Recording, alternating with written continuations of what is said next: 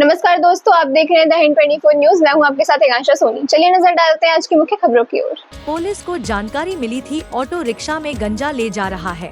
तुरंत पुलिस की टीम ने ऑटो रिक्शा के चेकिंग करने लगी और पुलिस ने 6 किलो 600 ग्राम गंजा के साथ 3 आरोपी को पकड़ा। आरोपी मोहम्मद वहाब, रकीब सिखुद्दीन और अकबर, ये 3 आरोपी को पुलिस ने हिरासत में ले लिया। बताया जा रहा है कि रकीब सिखुद्दीन ये मुख्य है, आरोपी है। आगे के कार्यवाही पुलिस कर रही है।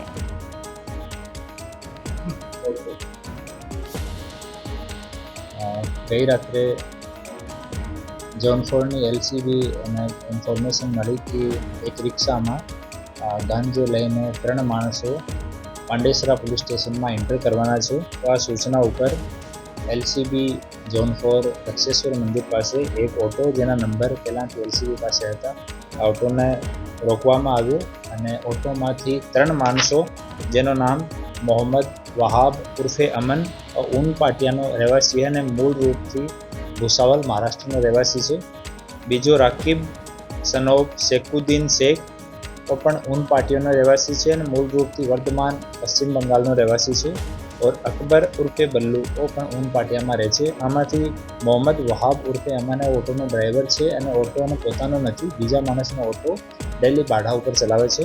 अने राकीब सैफुद्दीन शेख है वो मेन माणस छे, गांजानी हेराफेरी तस्करीमां इन्वोल्व छे और आनी सरकारी पंचोनी रूबरूमां सर्च करवामां आवी अने ऑटोमांथी 6 किलो 723 ग्राम टोटल 67,230 રૂપીસનો ગાંજો કબજો કરવામાં આવ્યો અને 3 મોબાઈલ ફોન જેની કિંમત 17,500 રૂપિયા અને ઓટો રિક્ષા જેની કિંમત 1,10,000। તો હવે ટોટલ जो મુદ્દામાલ है वो કબજો કરવામાં આવ્યો અને 3 આરોપીને અટક કરવામાં આવ્યા છે અને ક્યાંથી લઈને આવ્યા અને ક્યાં જવાના હતા લઈને આ બાબતમાં પૂછતાછ ચાલુ છે અને no drugs in Surat city અભિયાન મુજબ આ કાર્યવાહી કરવામાં આવી છે। આ 3 આરોપીઓનો કોઈ ગુનાહિત ઇતિહાસ હજુ સુધી નથી અને બીજી પૂછતાછ ચાલુ છે। આપણે આઈસીજીએસમાં અને ઈ સ્ટોકમાં સર્ચ કરવામાં આવ્યો છે, આમાં આનો કોઈ ગુનાહિત ઇતિહાસ જાણવા મળે નથી। ऐसे ही तमाम खबरों के लिए जुड़े रहिए द हिंद 24 न्यूज के साथ।